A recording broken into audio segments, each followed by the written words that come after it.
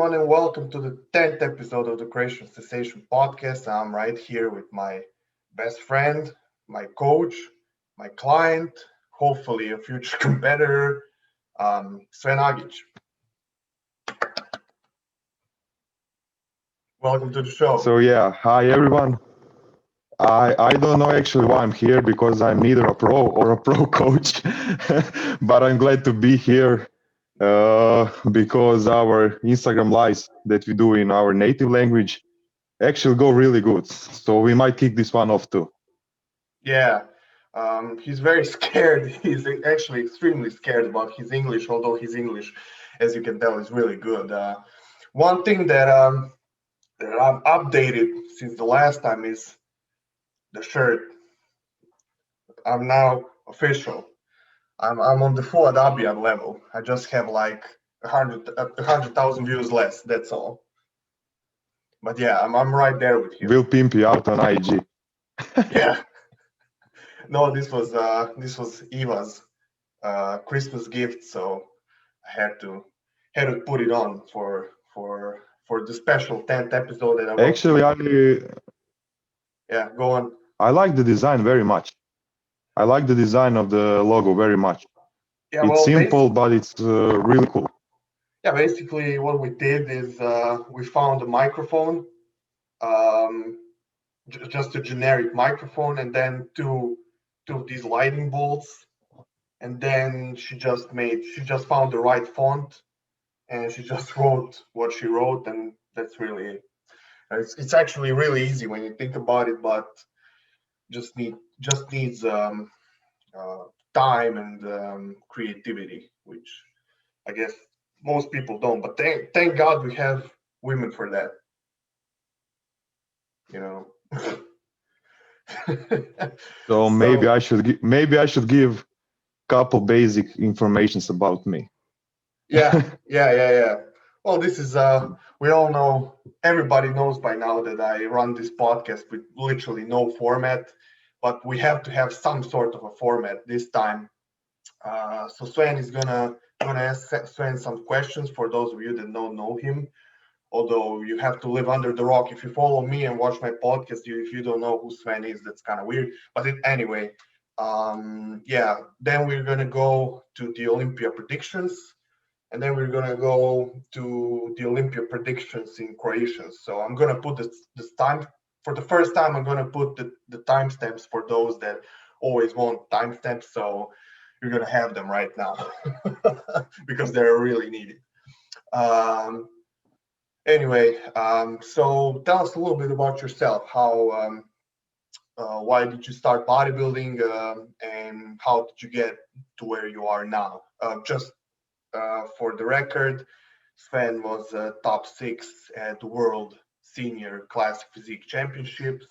He was top 6 at the Junior European Championships, and what else? What else? And he was the year before, in 2017, he was on his own. He was top 6 at the Junior World Championship in classic bodybuilding, which is the class below classic physique in Europe. So he's done it all. Yeah. My signature move is placing sixth in big shows. yeah, that's what. but, but I had some higher placings, like the third place at Peppa when you prepped me for the first time. That's probably the most memorable one, because it was the first time in junior bodybuilding instead of classic bodybuilding, which is basically a swimmer on a bodybuilding stage. Yeah, Sven basically. So yeah, I started. Yeah, he basically went from 88 kilos to 102 kilos which is like 180, about, I don't know, about 192 to 225 in a matter of a year. So he wasn't Yeah. as sharp, but it was still And I must say it was 100% unnatural. yeah. Well, you can say that now. You didn't expect that one. At the time, we couldn't say that. It was a secret. Yeah. So yeah, I started going to the gym actually because of a karate. I just wanted to get a bit stronger for it and just like get some abs and a little bit of V-taper, like nothing crazy, not even a men's physique look. But as I was going to gym, I realized that I like it better than karate and I have better genetics for it than for karate. So I just left the karate and picked up with gym. And couple years later, I did my first show. Naturally, I don't know. I think I placed 8 out of 10 at our nationals, so nothing special. But the point is, I felt in love with the sport at that point. So I just continued going, and I've been bodybuilding now for almost 9.5 years. I had some decent placings at amateur shows, and I developed pretty good uh, as a coach over the time also. That's true. Yeah. So speaking of coaching, actually, we've linked up back in 2018. We started coaching each other as an experiment, and it worked out really well. We're still working together. But since then, I think when we started working together, you had like 5 clients, maybe. I think you had 3 or 4 or 5 clients. That Yeah, was that was something like that. that was I two and a know, half. I That know was that 1 month. I know that 1 month I like texted you. I was so happy that I got 10 clients that month, and I was yeah. so happy. I was bragging to you about it on WhatsApp. Yeah, I know that was not. No, but I mean that is crazy. I mean, I know IBB pros and you know like really popular people that don't have 10 clients. So I mean, it's pretty crazy, for someone that like you were. I think you were 21 at the time or 22. To have like 10 clients was pretty nuts. But anyway, the point that I was getting to was at the time maybe you had 5 to 10 clients, which was 2.5 years ago, and now I think you broke 50, right? 50 clients. Uh, I'm around 45 to 50 Yeah, now. that's insane. That's how do you handle that? Like I ask you every time, but even to this day I have no idea. So I'm really interested how you're going to answer this because I never understand how you're able to handle 50 people. I think that my strength in this it's gonna sound like a joke at first, but I'm dead serious. I was kind of addicted to my phone even before I started coaching. So being always on my phone is nothing new to me. Now it just has a purpose and it makes me money. But I remember even in high school I was always getting shit from my current girlfriend and my friends that I'm always on my phone when we are together and stuff like that. So I just turned my addiction into a profit. Yeah, of course, But but I really like this. I like this job and I enjoy doing it, especially when people are like 100% serious. And I don't mean just competitors because 2/3 of my clients are not competitors, but they still want to make serious progress. So I just like doing it, and I don't mind texting all day and sending emails. I just don't mind it. I enjoy it. For me, it's better than regular 9 to 5 job because I can create my own schedule. For example, today I went to gym at 1 o'clock. Maybe tomorrow I'll feel like going to gym later, like at 6 p.m. So I go then and I'll do coaching early in the day. And today I went to gym earlier, did coaching later. It's flexible. I like doing it. And as I already said, I don't mind being on my phone all day long. When we finish this, I'll probably be on my phone for another hour and a half, switching between Instagram, WhatsApp, and email. It's just normal for me. yeah. Yeah, well, I know you're always on your phone because we were always texting. But speaking of speaking of the gyms and everything, we're in a really messed up situation. Well, everywhere in the world, except Florida. Everywhere in the world except Florida, where the Olympia is going to be held. But everywhere else, we have very tight restrictions due to the entire situation we're in. So, how the hell did you get access to a gym when the gyms are closed and everything is basically closed except the shops? So, how did you manage to get the access? It's actually more, I can say, luck than anything else. Uh, for people overseas, they probably don't know because they don't have that. But here in amateur IBB, when you compete at tested shows, if you place well, finals and above, so sixth place to above, you get, let's say, points that bring you different levels of scholarships. So if you have a sports scholarship in our country, the current law is that you are allowed to go to the gym. So a friend of mine is the gym owner, and he allowed me and another competitor from my city to train his gym during this second lockdown. Yeah, and the other competitor is Filip Dropulic, Mr. Aesthetics, the best Croatian classic guy, Yeah. and an avid listener of the show. I have to mention that.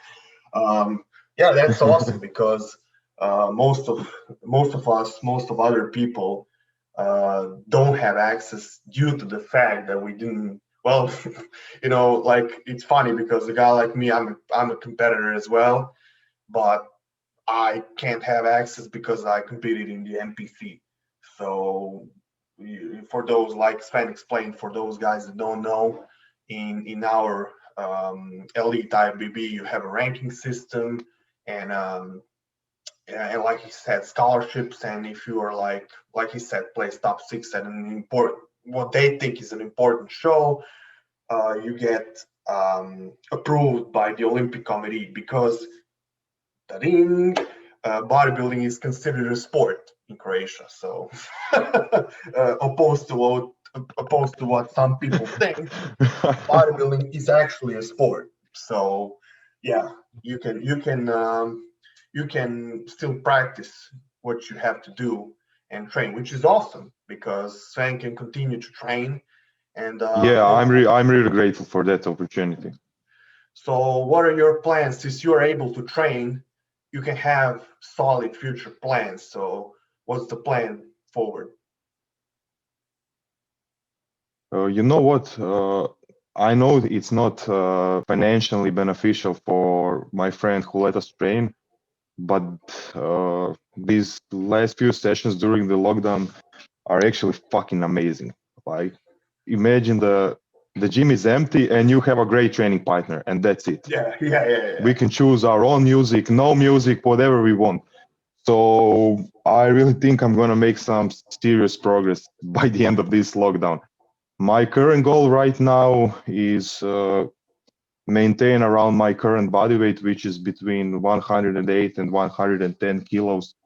I think that's somewhere around 230 and 235 pounds. Correct me if I'm wrong. A little more. Is it? 235 to 240, I think. 235 to 40. Sven is Yeah, 6'1". but Sven is I'm 6'1", so yeah.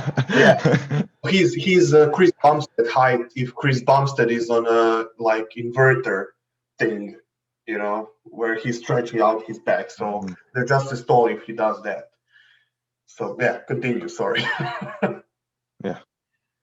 So I wanna stay at this body weight, while slowly leaning out and being as full as I possibly can on my height.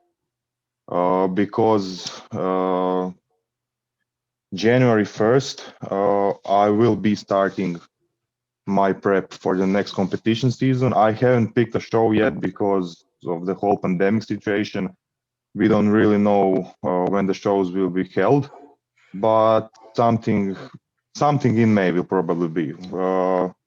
We are hoping currently for European Championships, but we'll see. So January 1st, I'm starting my prep.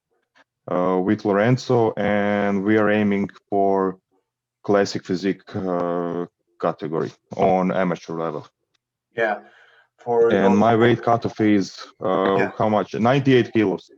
That's why Isn't I it the don't 100? want to go higher. I thought it No, was a that's for 100. MPC. Oh. I wish, man. Yeah, But I wish that too. actually, I like that we have that weight cutoff because I feel like I have enough muscle mass currently to be really fucking peeled at 98. Yeah, I Like to agree. be like fully conditioned and 99 to 100 kilos, and then push a bit further to make the weight and be bone dry. That's really my goal for this prep. As Yeah. you already said, I'm tall for this sport, so I'll never be the fullest and the biggest guy on the stage. But I want to get really, really conditioned for this one because for people who don't follow me, I messed up my conditioning for my last 2 seasons. I was like 70 to 80%, which is not 100%, and it's not acceptable. So I'm really, really motivated to get really fucking peeled this time.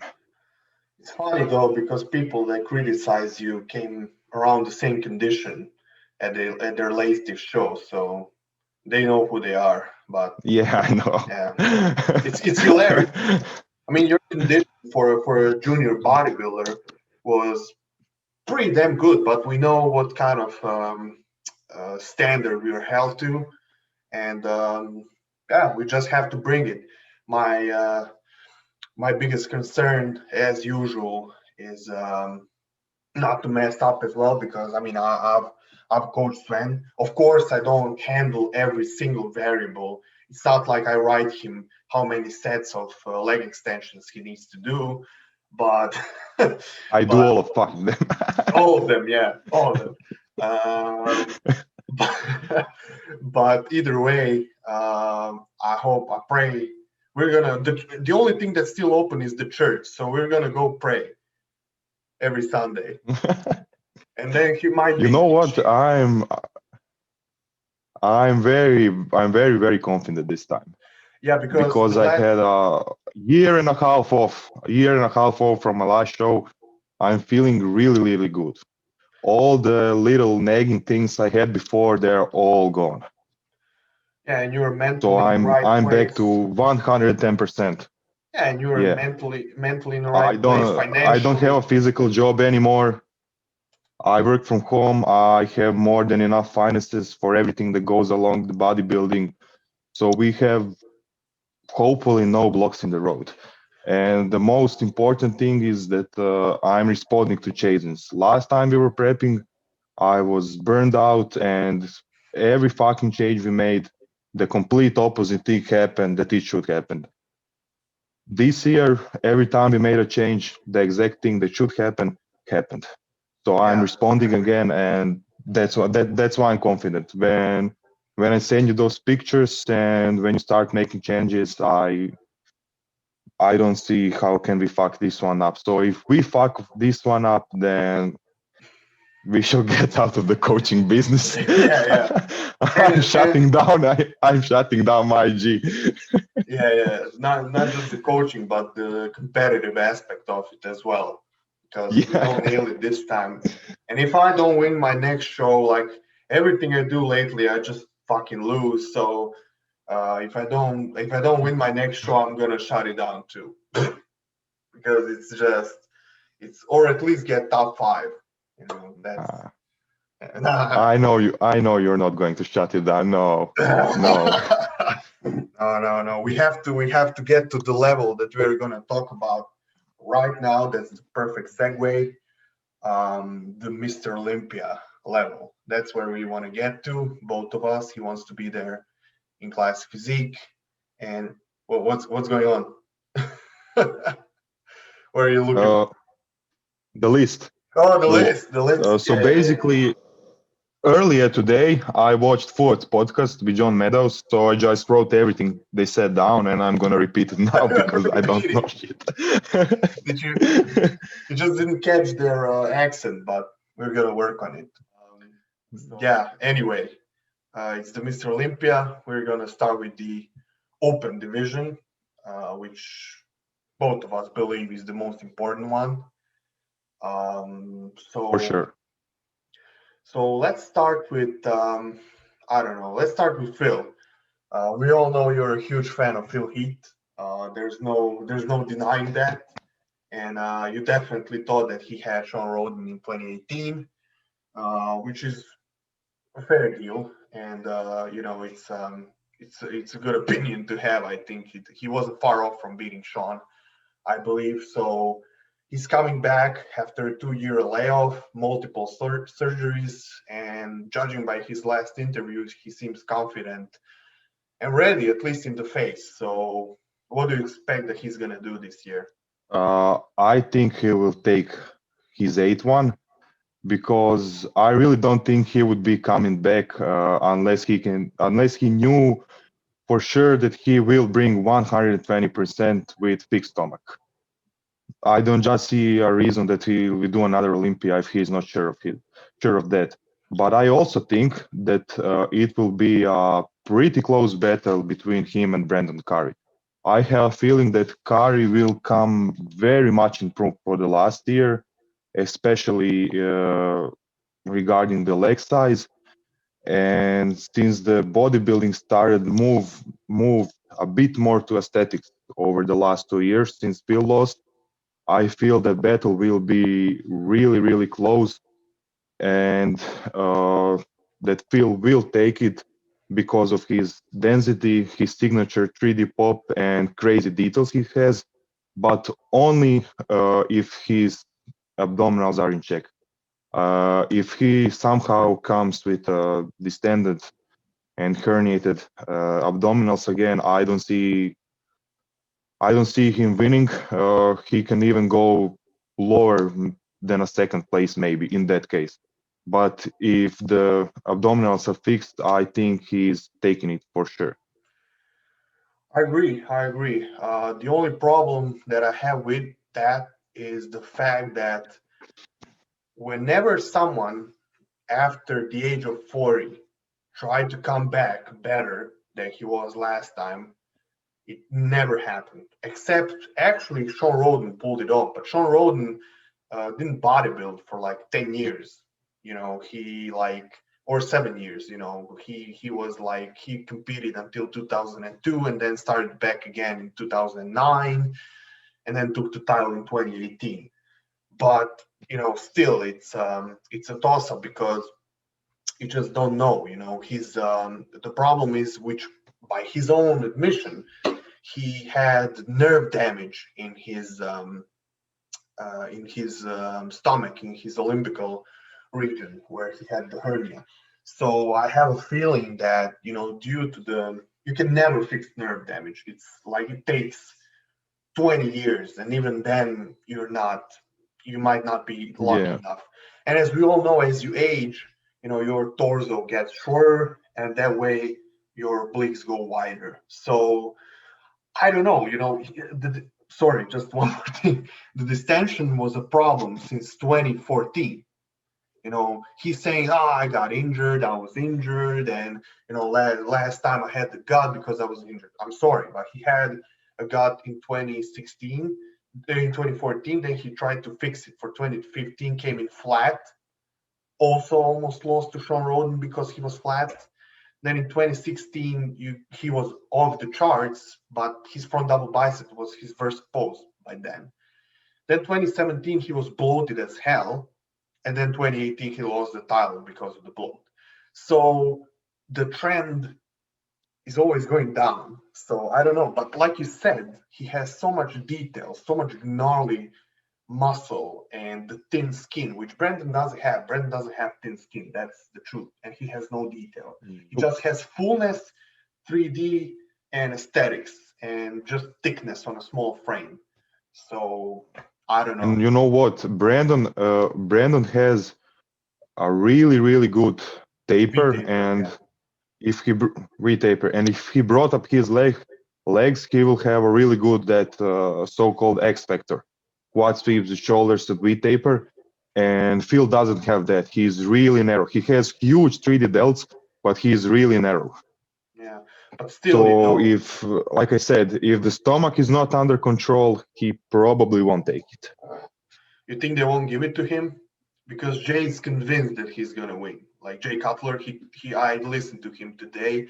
He's convinced, even if he has stomach issues, he's convinced he's gonna win. Which I don't know.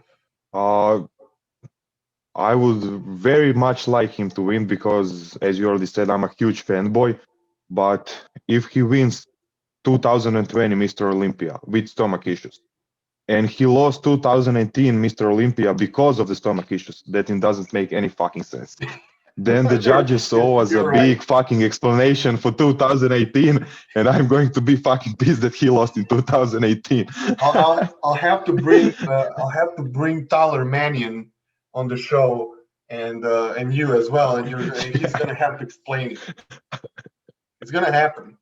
No, but on a serious note, you're completely right, and you're the only person so far that said it on a recorded podcast. So but you might be I'm right. kind of proud of that, to be honest. Yeah, because you keep it real. Like most people are scared to say their opinion because they're scared, which I understand. They have millions of followers, and just by saying something like that, they're closing doors. It's a very small industry, so like I'm blocked by Phil, so it doesn't matter. I can say whatever I want, and he doesn't care about you, so you can. Yeah. You know what's the thing? Or as I said, all your previous guests were either pros, current pros, or current pro coaches. So Yeah, if they say something about Phil, Bonac, Kari, any other competitor, the world will get to them and they might get butthurt. I yeah, can yeah. literally say that I had sex with Phil's wives and no one cares because they don't know me and they won't watch this podcast. Helena will care. She'll kick you out. No, She's sleeping. yeah. I have to stop with the jokes. I'll turn out as a douche. No, it's okay.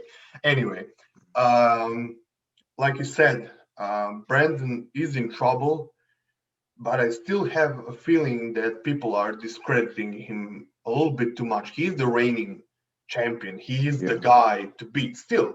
I mean, and the problem was, and I listened to him talk about his Olympia prep. He said that for the Arnold Classic prep that he did in 2019, where I think he was his best ever, and he looked amazing. I agree. That's actually one of my favorite physiques because he has such an amazing lines that he just looks incredible. Very close to what they look like in the 90s, ironically. But um, yeah, he said that prep was really easy. He ate a lot. He did very little cardio. And then for the Olympia, which Ronnie said as well for the 2001 prep that he did, that he had really easy prep for the Arnold, and then when he had to go to the Olympia, his body was fighting back. So Brandon said that he was doing very little food, like 2 hours of cardio a day, 2 training sessions, and the weight just wasn't coming off. So, I have no doubt in my mind that after a year and 3 months of, of just straight bodybuilding with no distractions, he's going to be very, very dangerous. I think that Brandon is also really bringing this year because, as you said, a lot of people are discrediting him. Like he won on luck.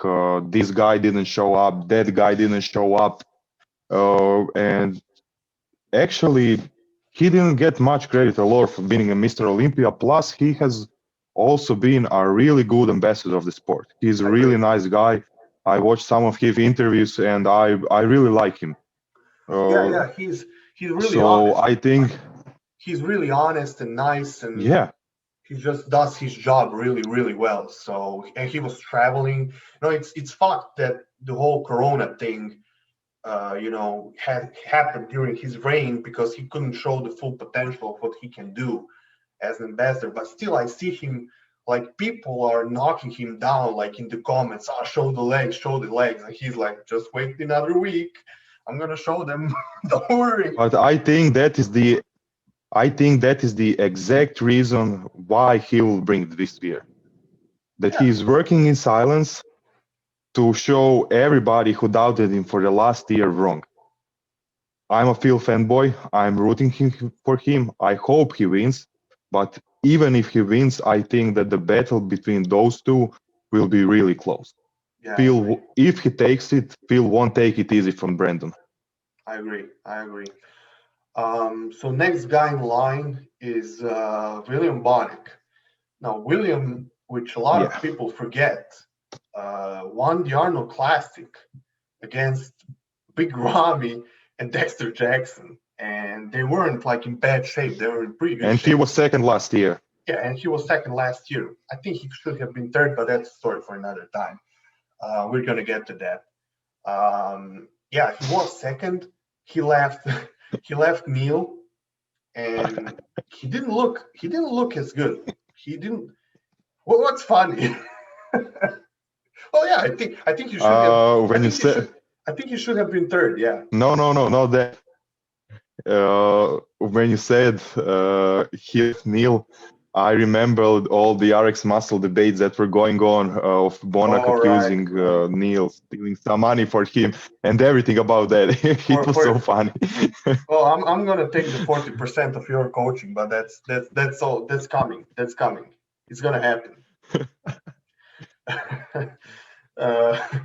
But either way, even though he was taking 40% of his check, to be honest, Bonek looked 20% better when he was with Neil. He was like, the change between the Arnold Classic 2019 and the Arnold Classic 2020 is drastic. Like, he looked drastically flatter, smaller. His left leg was a lot smaller. So he just won because he was in shape and he was really muscular and he's just a front runner. But, I hope he's gonna improve for this show. I hope he fixed his leg atrophy, because I like him as a competitor because he's freaky. That's the first thing.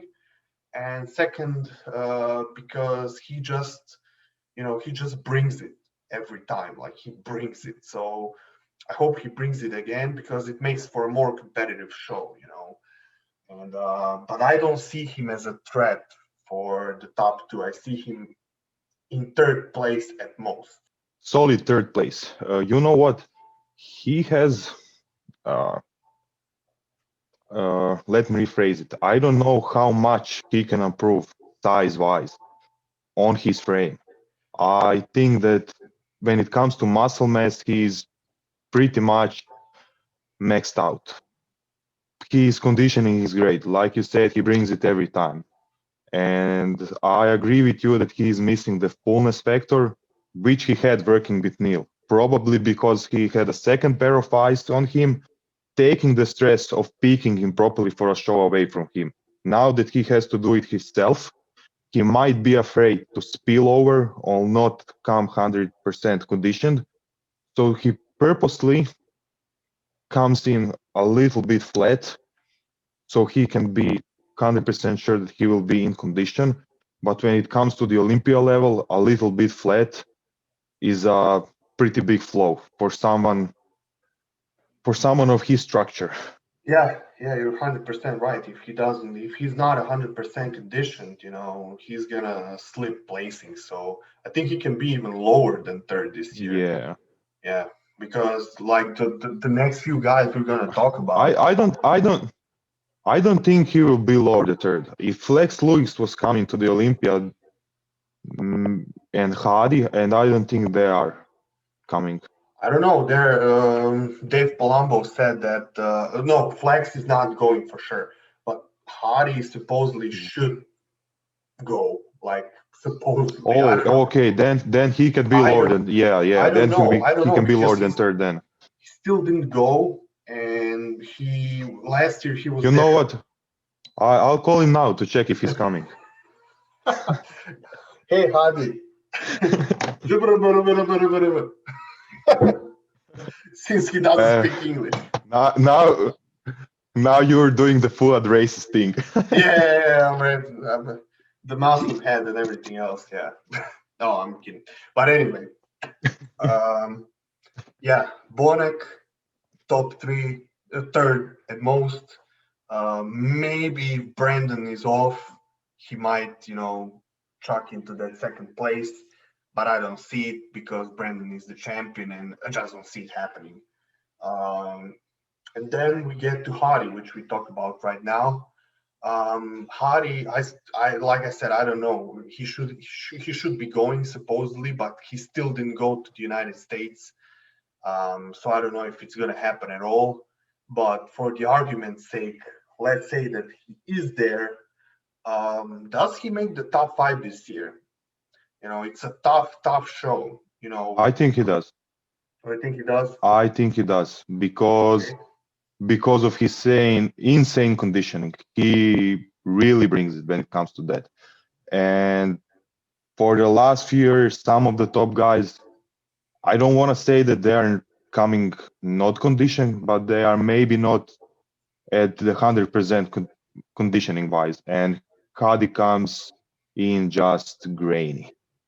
Yeah. I think personally that he will be uh, at fourth or third spot, interchangeable with Bonak. That's a pretty good prediction. Yeah, I agree. He was just, because I was like, when I was doing predictions in my head, because that's about the only thing that I'm thinking of right now, last few days. I was thinking to myself how he was looking last year. I know I did the Chris Cito thing where he says, like, when he does that thing, close your eyes and think of a Hardy front lat spread and a Dexter front lat spread. So that's what I was doing the last few days. And when I think of Hardy, the legs are just jumping out. Like, like you said, the X factor. He has a crazy X factor for such a short guy, and he's not like Bonek where he is blocky and stocky, and he looks like a tall guy, but he's 5'5". So it's pretty damn insane how And he's I think built. he can do a vacuum even. He can, yeah, like a slide, when he does that thing. Yeah. Yeah, and that's a really cool thing now. Yeah, you gotta do the fucking vacuum. Uh, so you might be right. He might be around that fourth place, which is kind of like last year. Because people put, I don't know, like rolling third, and they put like I don't know, Bonek in sixth. And what people don't understand, we've watched the Olympia for almost 10 years. Change placings as as they are don't really change every year. Like they don't change that much. You have for the placings to change drastically, someone has to be drastically off, or someone has to be off the charts. Like Hadi last year, if Hadi was at 85%, he would have been like 12th. He wouldn't have been seventh instead of third.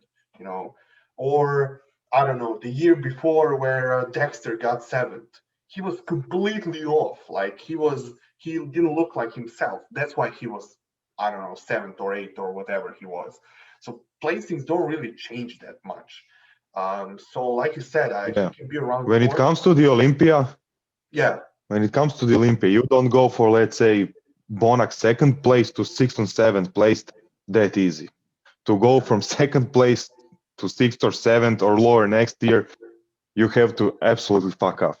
You yeah, have you to have to be have either terrible. Lorenzo or me as your coach. No, the last time, like I said, the last time I remember that happening was Dexter in 2018, but that's just one Yeah. guy, But and he was very, very off. yeah, he was really off and he had no legs. It's really doesn't really happen. Or like Rolly. Rolly was third in 2018. He went to fifth in 2019, but he was way off. Like he looked like a completely different person. He If the show was just different, he would have been probably 10th or 11th. if that was his first time on the Olympia stage. So people have to take that into consideration. They also have to take into consideration when someone hasn't been on that stage for a long time, like Phil, like Jay, like, I don't know. Uh, if Jay looked like he did in 2013, in 2011, he would still play second because he was the reigning Miss Olympia the year before. So, it's like it is. So with that being said, I don't see Dexter out of the top five. I don't see it happening Me because neither. it's his last Olympia. He's 51 years old. He's been on that stage for 21 years. 21 years. You're almost as old, and I am almost as old as he's competing at the Olympia, which is insane. So, he's almost as old as Ronnie Coleman.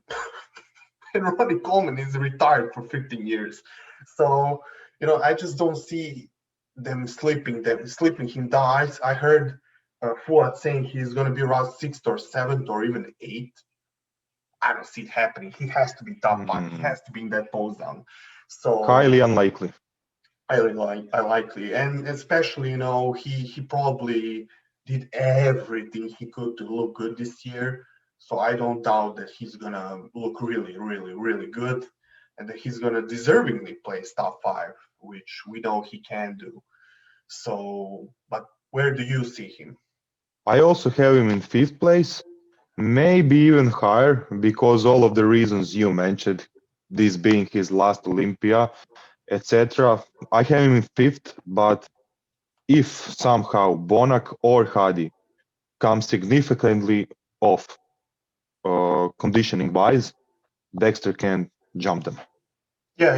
Of course. If anyone, like we're doing here, assuming that everyone is 100%. So that can obviously change. Yeah, And with everyone 100%, I have Dexter for sure in a fifth place. yeah, And to round up the top six, I think that Rolly will be sixth. yeah, we're gonna get to that because the problem is that it's Oh, top five sorry. now. It's top five now. It's not top six anymore. So that's another problem. Top five It's top gets six worse. over here. That's why I always do the top Yeah, six. yeah, I know it was me too because it used to be like that at the Olympia. Even when we watched it up until I don't know 2014, I think it was top six. So it's really weird to me as well.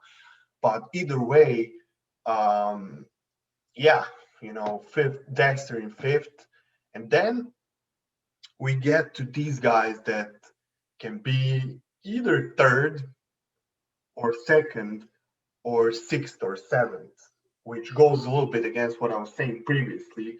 But that's Rolly and Rami. Yeah. These two guys, Oh, they're the yeah. only ones that are slipping up and down based on how they look. And, because they can be, like we said, really off or lights out, So Rolly was lights out in 2018. And, some people argue that he should have won the show. So in 2018. So No. that's how good he looked. Some people say I don't agree with it because he wasn't that crisp. But he's still dangerous, like he can still come in and round up the top three. But the same thing that I was talking about with Phil, with the steady decline thing after you turn 40, Roll is turning 40 as well. So, or I don't know, he's like 43 years old. He's pretty damn old. So, and he was, since the 2018 third place, he was on a steady decline. He was fifth at the Arnold, fifth at the Olympia, skipped the Arnold Classic, and it's do or die for him at this Olympia. I know he lost a lot of confidence. I pray to God, I love his physique. I think he's a fucking freak. When I saw him in person, I couldn't believe how he looks. So I hope he's gonna be up there, but I just doubt it. If you like do the average on his placings, he was always around sixth or seventh. If you do like an average, on where he plays the last 10 years at the Olympia. So yeah, I think sixth place is gonna be his. I don't see him Any? Actually, I totally, for some reason, I totally forgot about Big Ramy. I don't know why. But now that you mentioned him, I think that Remy will be sixth and Rolly will be seventh, just Or yeah, because Remy yeah, is bigger.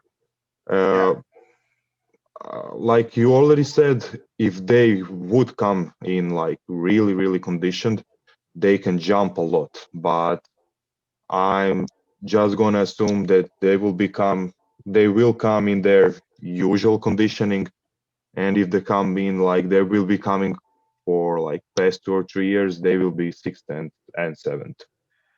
yeah. Because you have to take into account that Rami wasn't that bad at the Arnold Classic. He was like 90%, and he was And like, Dexter beat him. yeah, Dexter and Bonac, No, Bonac beat him. and Dexter too. He was third at the Rami, Arnold. yeah. Oh, yeah, yeah. Yeah, he was third at That the proves our Arnold. point. Ha! Yeah, yeah. So I just don't see it. I don't see it happening. So and that he plays. He could surprise us. He could be a runner-up again. He was as high as second. So anything could happen. But I just don't. I unfortunately don't see it. It's But too. you know what? Yeah. You know But what? I heard uh, that he pumped up too much for Arnold Classic. So I think that they're going to fix that for Olympia. yeah, he did. He pumped up. Yeah, right. Pumped up too much. Yeah. Maybe he pumped too much insulin. That was the problem, and they timed it wrong. But yeah, it's just the fucking reasonings that these people do is just why don't they do? Why don't they have our approach where we just say we fucked up and move on, like not full Yeah, of and bullshit and we excuses. joke about it for 2 years later. Yeah, yeah. It's like why don't do it But that you know what? All jokes aside, I think that Remy and Rolly, both of them, would get much less hate for their conditioning if they would be like, oh, okay, we just fucked it up. Every single time it's some crazy excuse. I pump up too much. I had an injury, but I didn't want to tell anyone, yeah, and something like that. If they just say, food okay, I poisoning. was in condition, I placed where yeah, I placed where I should have placed, people would be okay. Yeah, exactly. So after that, it's a huge toss up, and we could go on for another 2 hours. But who do you think? Yeah, go on. Okay, I want to make, let's say, a bold prediction for eighth place. I really like this guy, both personality and physique wise, and I think that Hunter will be eighth, maybe even seventh if Rolly really fucks up his conditioning. He's looking really, really good. So here's what I'm gonna say. I think that Hunter won. I don't want to discredit him, but let's be honest, the Tampa Pro wasn't a very good show. Third place Dwayne Walker, we haven't heard about him since. Fourth place Phil Klahar, I think didn't make the top 10 at the New York Pro. So he didn't beat, and Ian was, unfortunately, that's the truth. He was way off. Yeah, So I know. I mean, he does look insane, but I think that he's the first problem that he has is the back there. The second problem is the width. He doesn't have a lot of width. He has a really small waist, which creates the illusion, but still, when you stand next to someone that's really wide, like Big Ramy, you get easily exposed. And the fourth problem is his back. His back is just pretty damn weak. At least I think so. I mean, I'm I can tell when the back is weak because I have it myself. A lot weaker than that. So yeah, um, and that's a problem at the Olympia. Let's face it, you can't place really well at the Olympia if you don't have good back poses. You just get blown away by the bigger guys, wider guys, thicker guys. But like you said, if he comes in You know what? peeled, if he comes in peeled with his lines and his thickness and the legs that, you know, and everything that he has, he could be a threat. You know, I doubt it. I didn't know what he would look like next to pros. I thought he looks big on camera, and then next to pros he would get dwarfed, but he didn't. He looked very, very big in the lineup. So I don't know. It could happen. I can see it. He's like 5'9", 250, and that's pretty damn big. So like Kevin Levrone competed at 245 at 5'9". So that gives you an idea how big Hunter is. So I can definitely. But look, he has really good conditioning. He has really good detail. He has nice lines, and he poses really good. And conditioning and details are always rewarded a bit more on the Olympia stage than other factors. True. I think that's why I have him made. It is a bold prediction, but I just felt like making one, and I like Hunter. It's not too bold because he is in that group of a lot of rookies and fresh pros. Like it's on, from what I remember, James isn't doing it, so James is out of the picture. Nope. Antoine, Ian, who else? Regan, Akeem. Oh. And it also says here Cedric. No. Yeah. Cedric. No, he's not. I have a question for you. Yeah, go on. Do you think that Hunter will be top 10 for sure? He might not be a 7th or 8th like I said, but do you think he'll be top 10 for sure? If he's on point with his conditioning, yeah, he will. He will. Okay. He will, because he beat all those guys, and he beat and the guys that he beat the other guys. So you know what I mean? He's up there. So in the judge's eyes. Now, if I were a judge, I would think about that. It goes really deep. Yeah, I mean, I would think to myself, okay, this guy beat Ian Valliere, and Ian Valliere demolished Antoine Vaillant. So I would think to myself, Hunter is ahead of these guys, and that's how I would judge the show. If he's on point, he can beat. I think he can beat Juan. Yeah, he can beat Lucas. Yeah, he can beat Justin Lewis. He can beat Valiant. He proved that he beat Ian, but if they are both at 100% at the Olympia, it will be a close battle, because very close battle. And I don't know how he would stack up against Akeem because of Akeem's size. Akeem has the thick skin, but we came to the 7th place. Those are 3 guys. He can beat everyone else except maybe those 2. So he is top 10 for sure, and he can go as high or 8th or 7th. Now here's the thing. Lucas Osladil was 8th last year, and Akeem was 9th. Really? Yeah. You didn't do your research. No, I'm kidding. You know what? No. For some reason, you completely I always forget about the Lucas. Yeah. I always forget. Every show he does, he's always there, and I forget about him, and then he walks out, and you notice him because of his retarded conditioning. Yeah, no, the problem. I saw him in person in Prague in 2018. Yeah. With Rolly and Nathan. Yeah. That's crazy, man.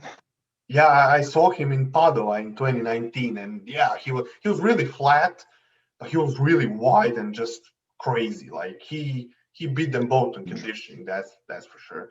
It's not even that condition, but his separation and grain is just crazy. So he's always a factor and a dangerous guy. Now he could be. Ford didn't even mention him, but and everyone else that I listened to, he's the guy that he could be like 8. He could beat all these guys, or 7th or whatever. I don't remember what we put. 8. So he could beat all these guys because he beat them last year. But as I said, he didn't look his best in Spain, but he proved that he can improve the more he competes. So I have no doubt in my mind that he could be very, very dangerous in this lineup. But still, maybe he's just, when everybody else is good, he slips down. So, it could happen that he's out of the top 10 again. But you mentioned the King, and I forgot about him. I think King could be a wild card. He could be as high as fifth. Like Yep. he is just insane. He just has so. And at the Olympia, it's always the freaks. If you think about it, it's always the guys with a lot of muscle that do really well if they're conditioned. So he could beat Rolly. He's as big as Rolly. So the only thing that he was ninth last year. So I don't know how much he can move up from the ninth place. That's the only concern that I have as far as the King goes. But he can be on top of that group. He can be eighth for sure. And like you said, Hunter can get in there as well if he's on and every one of these guys are off, because that could happen. So, like I said, it's a huge toss-up, and then you have Ian Valliere. Ian was already at the Olympia, and he has proven. Yeah, go on. I just wanna say something for Akim. I think that he can surprise, but he can be higher than seventh. Remy is bigger than him. Akim is huge, but Remy is huger, if is that correct to say.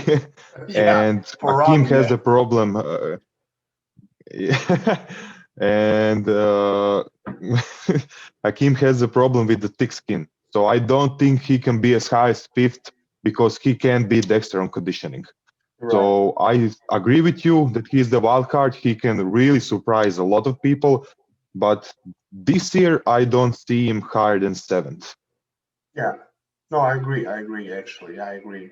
Top five might be a little bit too much, but he's one of the guys that could sneak in out of that group. I think he's the only one. I don't think anyone else out of the guys. I don't think Lucas or Ian or Hunter or Justin or anyone else can sneak into the top five because they just don't have the mass. He's the only one that has the size to do it. So that's why I said that. But like you said, it's very, very unlikely to happen. But that brings us to Ian, and Ian has a huge frame, and he can get grainy, and that's two things that can do really well at the Olympia. If he's full, he can be very, very dangerous as well. I don't know if he can be eighth. I don't know if he can come out on top of that group, but he could if everyone else is off. So I don't know. I think he's going to be around 10th or 11th, behind Lucas and Hunter and Akeem. They're going to be around there, but I don't see him any higher than that. I think his biggest problem is the flow and the shape of his muscles, which is just genetically predispositioned.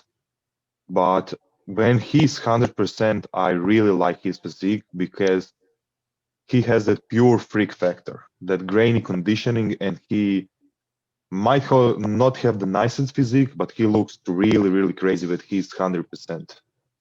Yeah, you're right. And as far as placings, yeah, I have to agree with you. Somewhere 10th or 11th. Now that you mentioned Lucas, he will be probably 9th or 8th with Hunter, interchangeable.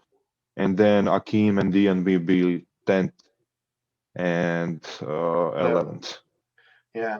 And then we have Regan, I think, Juan, and that's Yeah. it, right? And Anthony and Justin Lewis. Antoine and Justin. Yeah. I think I Antoine. mispronounced him, sorry. Yeah, Antoine. Yeah, Antoine. I think he's great. He's really conditioned. He has huge legs, but his upper body is really flat. Like really, really, like he doesn't have the thickness that any of these guys have. So I don't see him beating them because he's not big enough, and that's his first time on the Olympia stage. All these guys except Hunter, who's thick enough, were on the Olympia stage. So I just don't see him. Unfortunately, I don't see. I love Antoine. I actually interviewed him. It was his first interview on his comeback a few years ago. So really, really like him and always root for him. And I'm very happy that he came back the way he did from all the problems. But I don't see him higher than 12th at this Olympia. Actually, I think that Justin will be 12th. That's a valid point because Justin. I think that he can beat Antoine and Regan. I mean, both Antoine and Regan have great physiques, but I think Justin will beat them and place 12th. Yeah, you're right. I think you're right because Justin is just shaped a little better and he's a little bigger in the upper body. Conditioned and really bigger. Conditioned, yeah. So I can see that happening for sure. And then Regan is just not big or hard enough yet. He's just not there. He's a little too soft. I think that when it comes to Regan, it's just a matter of muscle maturity. He's still young. Yeah. If I'm not mistaken. So Yeah, I he's think that he just needs like 2 or 3 more years to really mature and grow into his weight, and then that he will be pretty dangerous. Yeah, and we forgot to mention, I think, Max Charles. Max Charles. Okay, Juan and Max, I think, are going to be at the bottom of the totem pole, as they say. I don't see them being a factor. Well, not if you ask Milos. Yeah, Milos is going to be pissed. But, the truth is, Max, the last time Max was good at the Olympia was in 2015. That was 5 years ago, and he was 12th. He actually beat Dallas McCarver at that year's Olympia. But again, yeah. But I don't see him. I don't see him being a factor. He wasn't that great at these last few shows that he did, and he's competing for the entire year. So him and Juan looks very small for him. So I just don't see them being. I mean, they could surprise. They're all pro bodybuilders. They all have a lot of muscle and can get in shape. They're not nobodies, but like us. But they can be competitive either way. But I just don't see them any higher. Do you want to round up your top 10, like place by place? Yeah. You go first.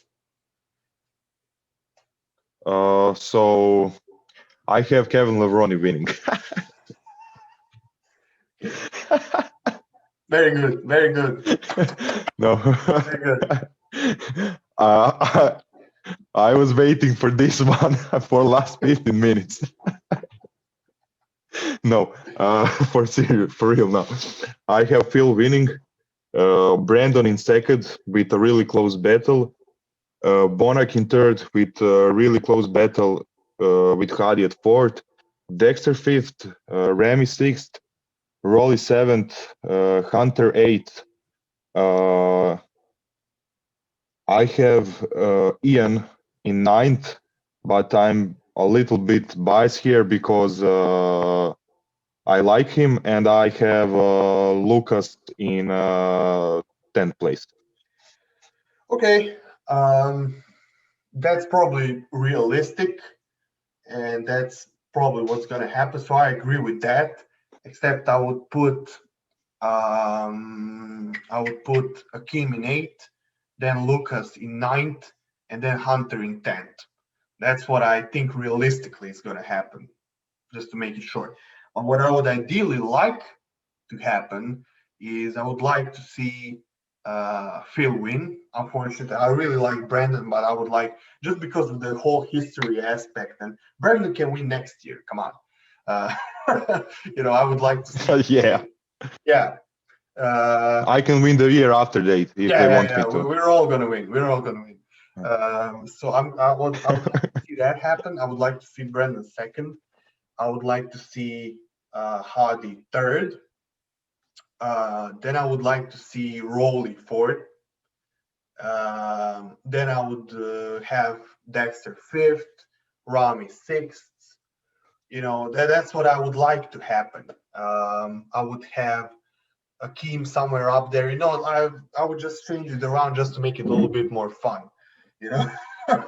But realistically, I think your prediction is spot on. So, like I said, I would just change. You know what?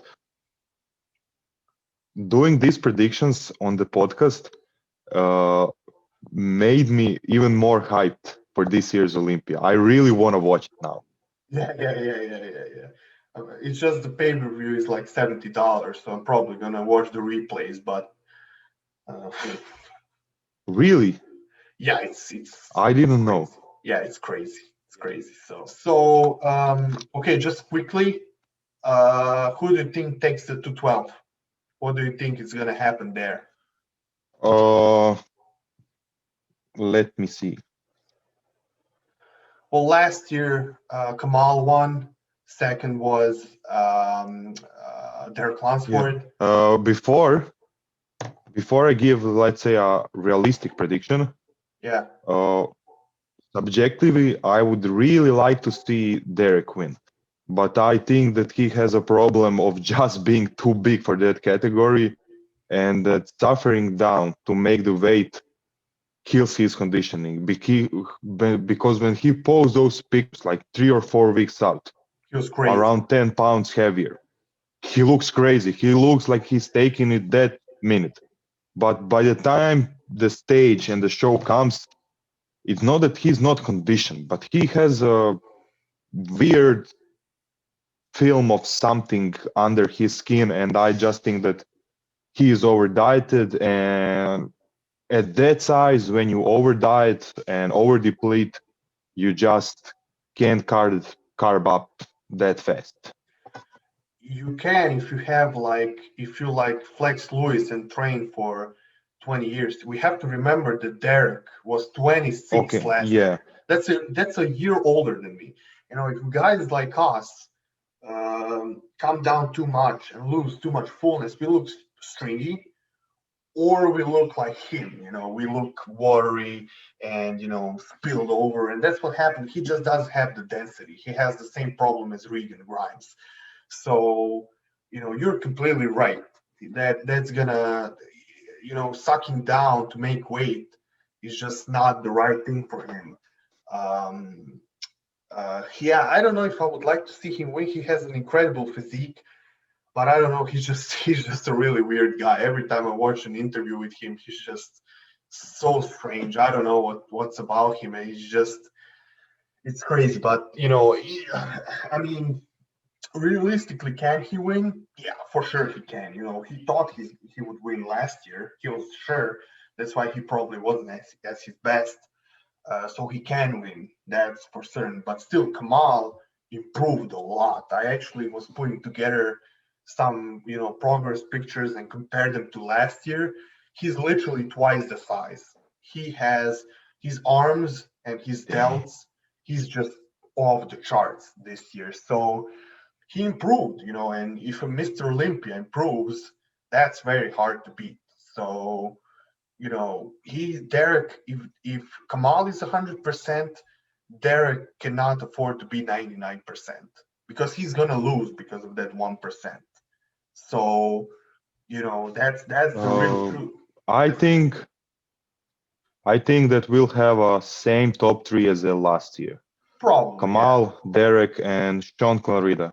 With Kamal winning it, and depending on how Derek will look conditioning-wise, because of the weight-making issue, I think that Sean can jump higher to a second place. I don't follow him that closely on social media, but I heard and saw some posts that he is really improved from the last year. Yeah, he had a lot of time. He didn't do no shows, and he had Matt Jansen, your favorite coach, is his coach. So I have no doubt in my mind that he's gonna be crazy as well.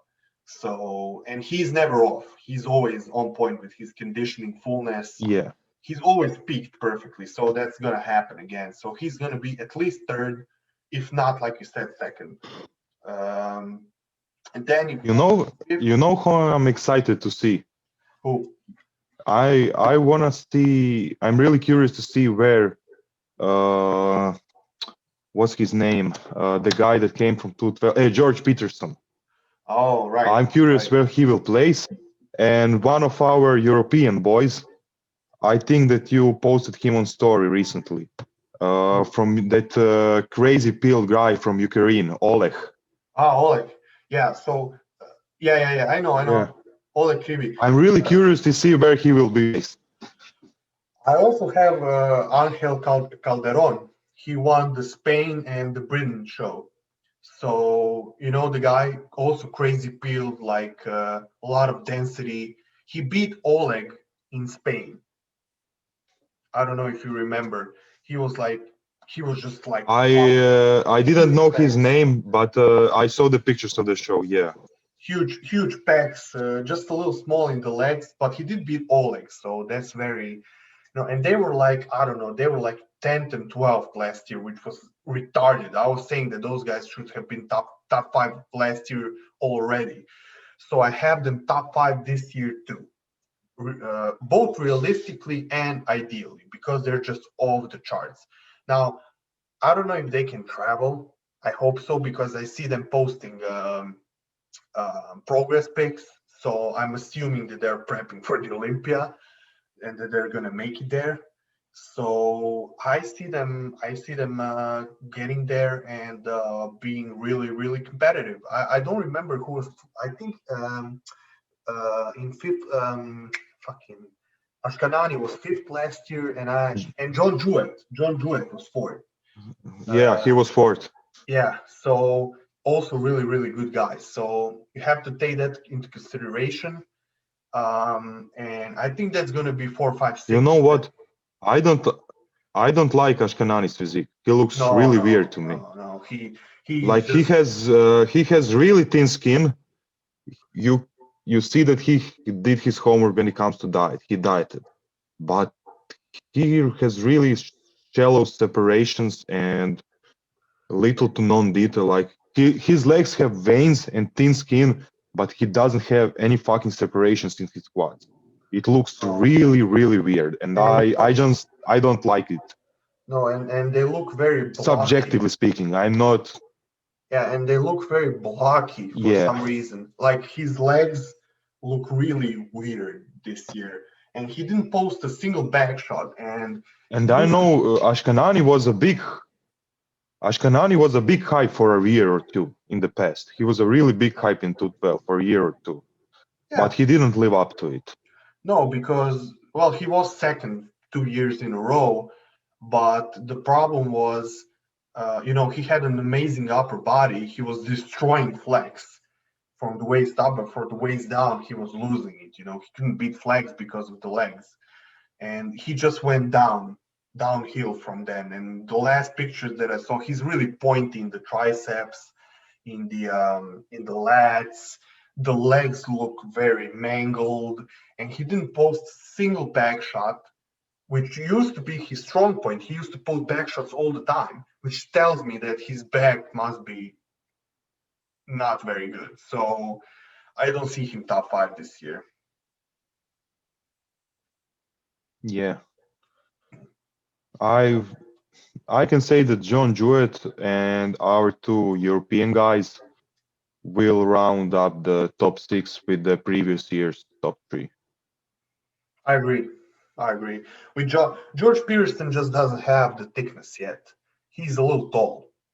Yeah, I think that he can be really dangerous in this category also, but with a year or two more time, Yeah. He also really thicken out. he has the same problem that Hunter kind of has, and that's the fact that he didn't beat anyone, in particular. He didn't really he didn't beat like an Olympia level competitor. So, I don't see him in that. If he does make the top five, it's because everyone else is off and he's like off the charts build. That's the only way I can see him making the top five, and because of the hype. But realistically, it's probably not going to happen. So, do you want to do any other category? I'll just the classic physique, because we all know that There are a lot of Yeah. fans of classic. Well, that's your future division. So, yeah. What do you think is going to happen? I think that Chris is going to win again. He looks improved. I really don't know. Or you think not? I think both Chris and Brown are much improved from the last year, and I really can't pick a winner. I, but that's the reason why I'm so happy to watch Classic Physique this year, because I think that will be a really close battle between those two, and that there is a great hype around those two battling for the title. Yeah, I It's agree. so close. I like them both, and I just can't pick. I will pick one for the sake of the predictions, and I will go with Chris because I like his personality a bit more. He's like really chilled out and fun guy. Uh, I like watching his YouTube from time to time. That's why I'll pick him for the predictions. But if I hadn't to for this show, I don't know who would I pick. They are both looking really ridiculous. Yeah, I agree. I think Brion. A lot of people say that he was on point. I think he wasn't. Um, and actually, I saw him compete in person in Padua. He looked pretty peeled. But at the Olympia, I think he had a film of water, and that's part of the reason that he lost. You know, his legs he just wasn't as, and he looked a little bit blocky next to Chris, and that's why I think he lost. So, you know, that's gonna be the problem is that Chris is so wide and he has such an X factor with the legs that he just demolishes him because of just his presence. He's really tall and really, really wide. And that's why I think he's gonna win again, because just of the structure, and they're not gonna punish him if he's not on. If he they would punish him if he's not at 100%. Maybe if he comes in a little off, that's when they're going to give it to Prion again. But if he's 100%, I don't see him losing, because that's how the Olympia is judged. Well, actually, when you mentioned that, Chris was a bit off last year, and he still managed to beat Brown, and he looks much improved this year. He will be at 100%, so yeah, Chris will probably take it. Yeah, Even though Brown is also much yeah, improved. he's But I crazy. don't think he was off last year.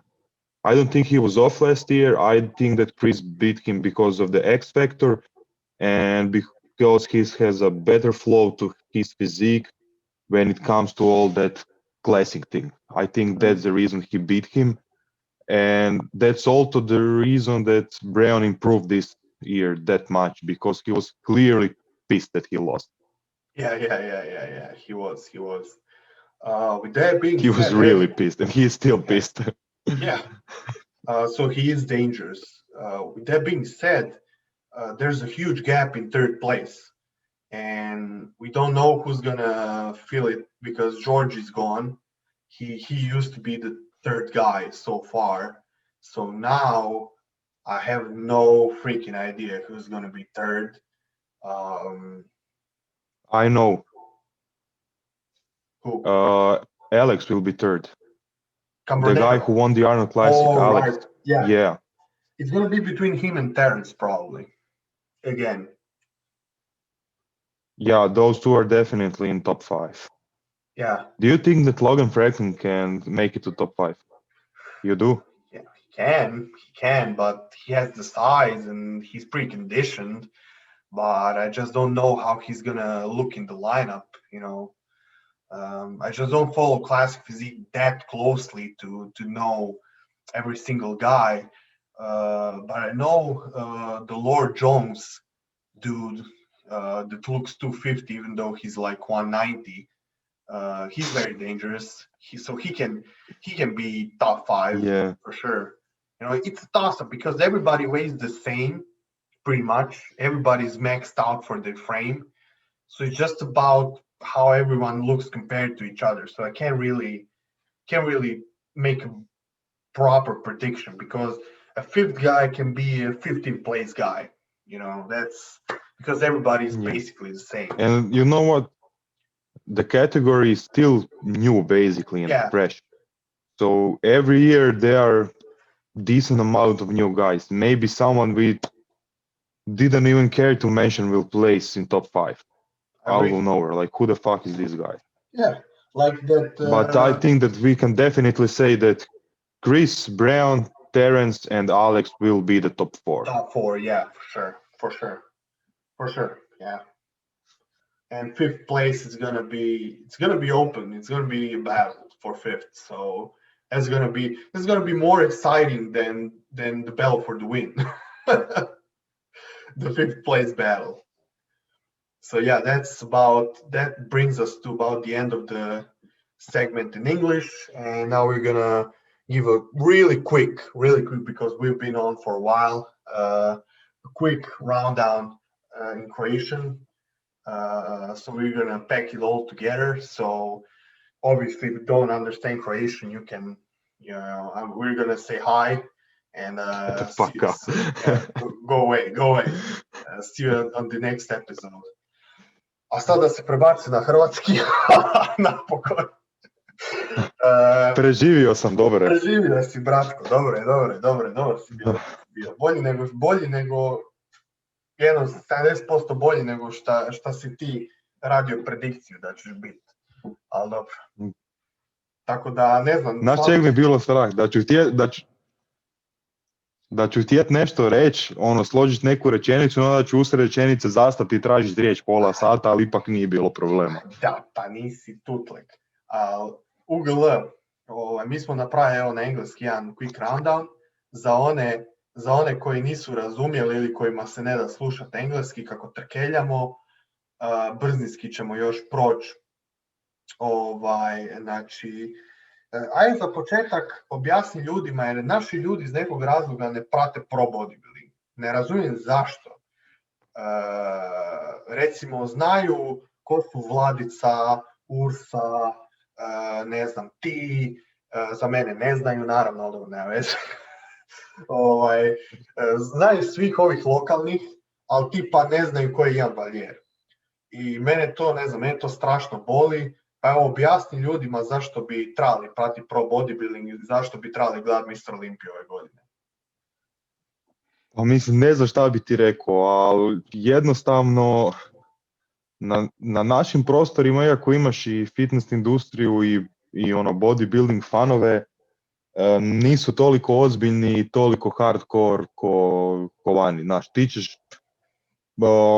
ti ćeš platiti pay-per-view za New York show i gledat ćeš ga i navijat cijelo vrijeme. Znaš, ljudi kad gledaju tu europsko, tunat će se na 5-7 minuta da bace pogled, ne znam, na Filipa ili na Laru i prekinut stream i neće gledati ostatak streama. Ja sam za svjetsko, znači ta 3 dana šta je bilo tu na telci, cijelo vrijeme je išlo svjetsko prvenstvo. Ok, ženske kategorije mene zanimaju previše, ali muške kategorije sam više manje gledao sve. Jednostavno mislim da bodybuilding i dalje općenito nije na toj razini ko vani, da samim time onda naš nema ni interesa koji je vani. I meni je glupo da se neko naziva bodybuilding fanom, a ne znam za neko ko će biti na top 10 Olimpiji, ali je jednostavno tako. Mislim da se moramo pomiriti s time, da ćemo uvijek biti taj sport koji je malo bačen sa strane i da ljudi neće zapravo znati ono što smo pričali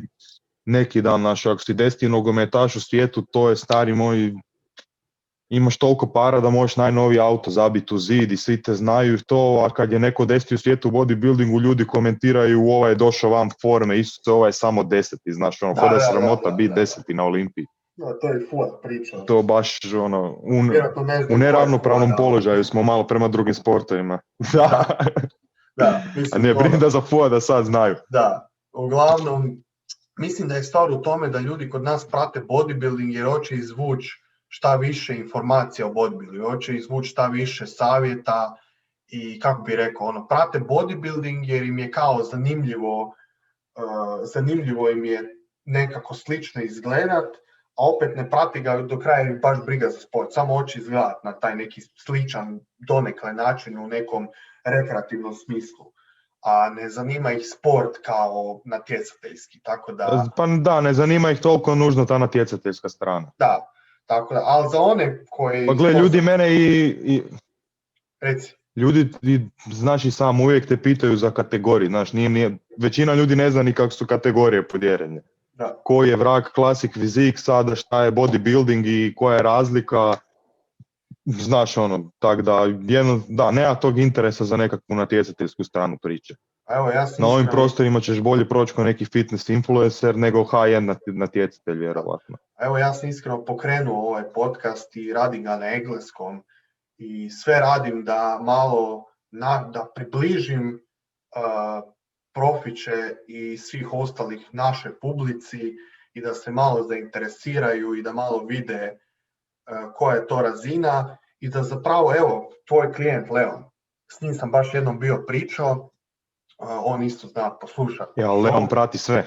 Da, ali znaš kad prati sve, kad sam mu ja rekao da prati sve, kad sam mu ja bio rekao kad nešto me bio pitao oko toga, ja govorim, pa pogledaj, ne znam, video, ne znam koga, od Fuada ili nekog.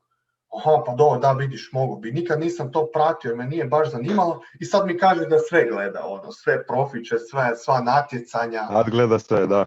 Da, jer pazi, od koga ćeš, mislim, ogroman respekt za sve naše ljude, za sve naše natjecanje, to su vrhunski, puno bolji nego što sam ja do sad.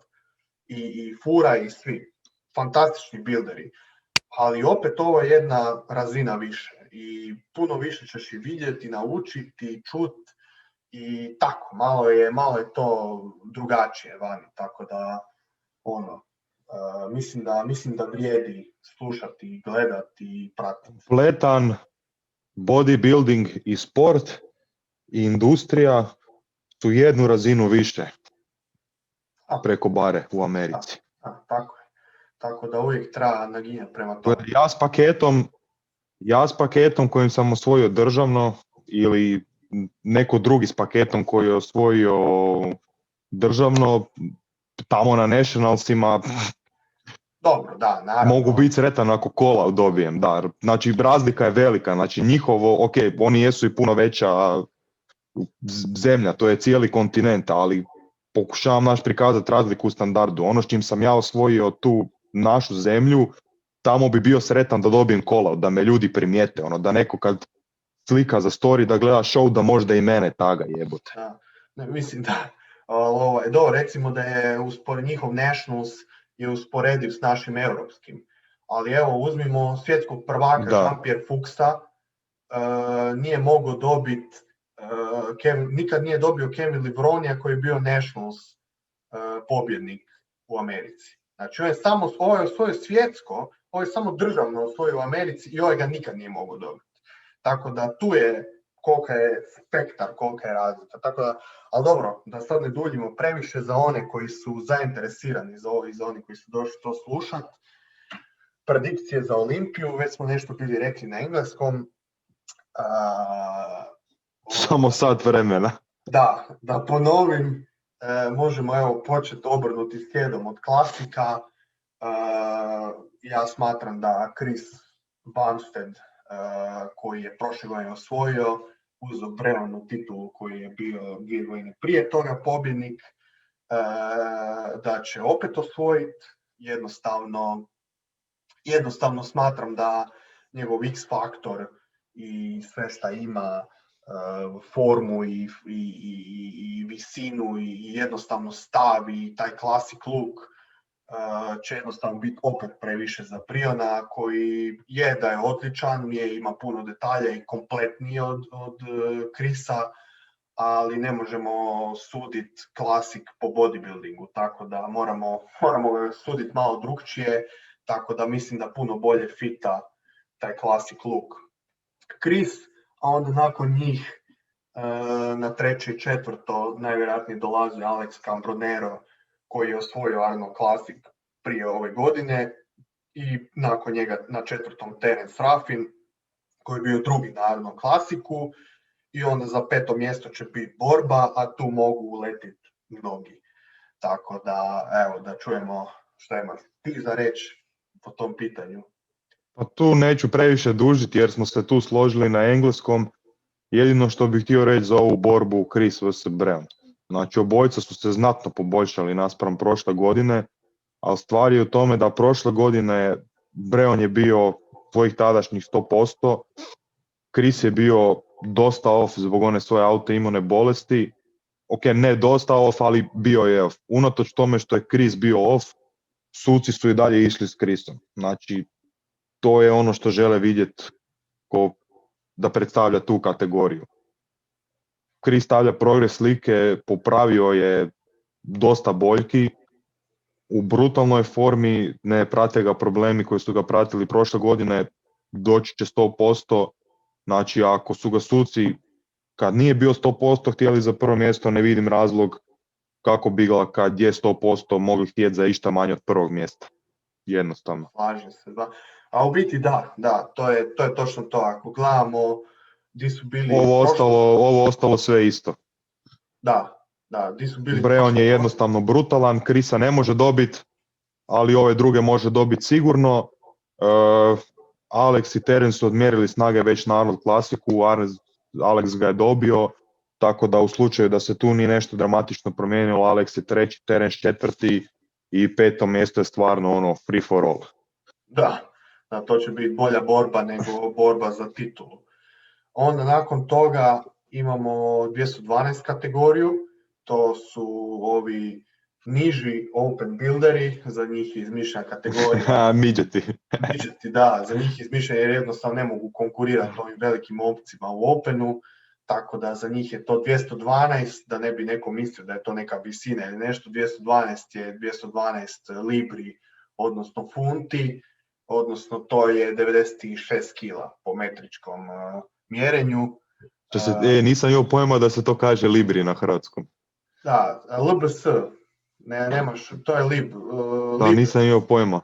Da, tako da, eto, nešto novo smo naučili. Da, ili kažeš funta, pound, ili funta, ili libra, imaš dve opcije.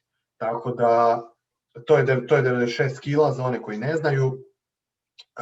Tako da u toj kategoriji prošle godine osvojio je Kamal Ergargni, od nikud je došao, iz trećeg mjesta je skočio na prvo, Flex Lewisa više nema, tako da moja predikcija je da će Kamal jednostavno je toliko se poboljšao od prošle godine, jednostavno ne vidim na koju foru može izgubiti, osim ako onaj koji je bio drugi prošle godine, to je Derek Lansford, ne dođe lights out. Prošle godine je bio 70%, ako ove godine dođe 100%, što može doći, naravno, smatram da ga može dobiti ili fino konkurirati za titulu. Onda treći Sean Clarida, koji je bio treći prošle godine, jednostavno prenizak je da bi konkurirao ovim višima, a predobar je da bi pao išta niže, tako da i poboljšat će se također. I onda nakon toga opet je free for all, jer tu će biti John Jewett koji je bio četvrti prošle godine, i imamo ono što mi smatramo da će biti konkurentni su Oleg iz Ukrajine i Angel iz Španjolske. My man Oleg. Da, my man Oleg. Možda ste ih vidjeli na Instagramu, tvrdi, veliki, niski midgeti nabijeni i jednostavno smatramo da su dovoljno veliki i tvrdi da konkuriraju za taj top 6, recimo. Gle, ko što si ti rekao, Kamal prvo mjesto jer na Olimpiji uvijek ono you gotta knock down the champ, tako da ako champ dođe dramatically improved, teško da ćeš ga skinuti. Iako kod Dereka uvijek visi taj upitnik jer njegov glavni problem je što je on zapravo dosta oversize za tu kategoriju i kako on uspije proći vagu s 96 kila, to je čudo, to je nekakva ekstremna tortura koju on mora proći po pitanju dijete, kardije, svega ostalog, da dođe do tih 96 kila i jednostavno mislim da ga to overdajeta, da pregori i da nema dovoljno vremena od vage do nastupa da se iščupa iz te rupe. Sad kad bi hipotetski on našao rješenje za to, onda mislim da bi mogao uzeti bez problema, jer ima i formu, i shape, i oblike. Kamali isto ima brutalnu formu, ali mislim da bi Derek uzeo na shape i oblike, jer Kamali tu kaska, ali držat ću se onog sigurnijeg, a to je da će Derek opet malo pregoriti zbog prolaska vage, tako da mi je puno vjerovatnije prvo mjesto Kamal i onda nekakva borba za drugo i treće mjesto između Dereka i Sean Claride, jer Sean se isto dosta popravio od prošle godine. Mislim, njemu forma nije problem, uvijek je bio peeled, samo je bio stvarno malo, šta ja znam, on je bio ono koliko, 150 pounds ili tako, nek baš ono mal. Znaš, ono, puše ga vjetar kad krene bura tu kod nas. Ono. A sad mislim da ima ono dosta više mesa nego prošle godine, tako da ako Derek opet spali formu s tim prolaskom vage, a Sean dođe veći u svojoj standardnoj formi, mogo bi Derek pasti na treće mjesto. John Jewett je tu vjerojatno sigurno četvrto, naspram ove dvojice, čisto zbog imena. Na Olimpiji uvijek i ime igra ulogu. John je tu, pa on je pri vrhu te tu 12 kategorije neko vrijeme. Ova dvojica su relativno novi, ti si rekao mi da su bili oko 12. mjesta prošle godine. Tako da i to 5. i 6. mjesto za njih da skoče kako smo im predvidjeli, to bi bilo brutalno. Ne znam, ja bi Olega na 5., 4. neće biti sigurno zbog imena, ali ja bi Olega na 5. jer mi je lik prebrutalan. Baš ima luđački freak faktor i nije, znaš šta mi se kod njega sviđa, znači nije ono samo da je, nema taj crazy grainy look samo na Instagramu, na hotel room picturesu, nego on takav izađe na binu. Da. Nisu ono nekakvi filteri gluposti, on je stvarno je takav i baš ima brutalan freak faktor i mislim da bi mogao ići gore on u toj kategoriji. Samo da, znaš, da jebi ga, on je iz Europe, teže mu je i izaći u Americi, pogotovo sad kad je pandemija i sve, ali s vremenom kad izgradi ime, mislim da bi nam mogao biti stalan gost u tih top 5 u top 12. Znaš, neko ko će biti u predikcijama svake godine, a ne da ga se ti jedini sjetiš, kužiš šta hoću reći. Da, ako Bog da. Jer nisam čuo da ga još neko predviđa toliko visoko. Od ovih stvari što sam do sad pogledao nisu baš ni previše nisu ni za tu 12, ali istina, ali opet. Da. Ako bude u top 6 imali smo jaki podcast. Ne, bacat ću highlights-e, ako smo pogodili, baca highlights-e cijeli tjedan. Boli me. Ako nismo, stavljaš na private. Samo delete je. Onda nakon njih nam je open, to je ono najbitnije, to svi čekaju samo. To ste čekali. Da, tako open, tu bi opet mogli raspredati sat vremena, ali probat ćemo kondensati to na neki način. Uglavnom, jednostavno obojica smatramo da će Phil Heath, koji svi ostali na ovoj planeti, smatramo da će Phil Heath to uzeti ako bude trbuh u redu. Nakon toga smatramo da će Brandon biti drugi, on je odličan, a jednostavno nema detalje koje ima Phil Heath, jednostavno sleđa u nogama i tako dalje, jednostavno to nije na razini jednog Phil Heatha i jednostavno teško, jako je reigning champ, teško da će, ipak je Phil Heath 7 puta Mr. Olympia, još uvijek je na toj razini.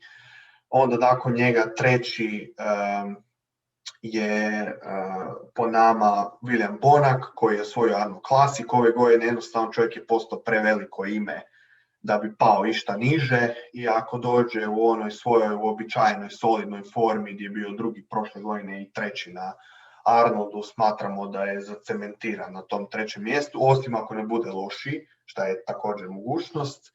Ali mislim da neće, za Bonaka to nije karakteristično, on će biti u formi sigurno. Da, 100%, jer je konzistentan. Onda nakon toga, ako uspije ući u Ameriku, Hadi Čupan koji je bio treći prošle godine, smatramo da će opet biti konkurentan u četvrtom jer jednostavno ih dere na formu. Znači to je ono što smo pričali godinama, da ako Perzijanci dođu na Olimpiju, da će jednostavno jeba majke i to se dogodilo na kraju. Onda na 5. mjestu Dexter, svi ga otpisuju, imaju ga, opet ga svi otpisuju. Ja pratim Olimpiju od 2010. i uvijek su ga svi imali van top 5 iz nekog razloga i uvijek bude u top 5, osim 2018. Tako da po prosjeku i po svemu politički ja jednostavno ne vidim njega van top 5 i to će tako po meni ostati. Onda Big Ramy, ako bude došao kakav dolazi inače, će najvjerojatnije biti na 6. Roli jednostavno sve lošije na svakom natjecanju, tako da ga ne vidim bolje od 7.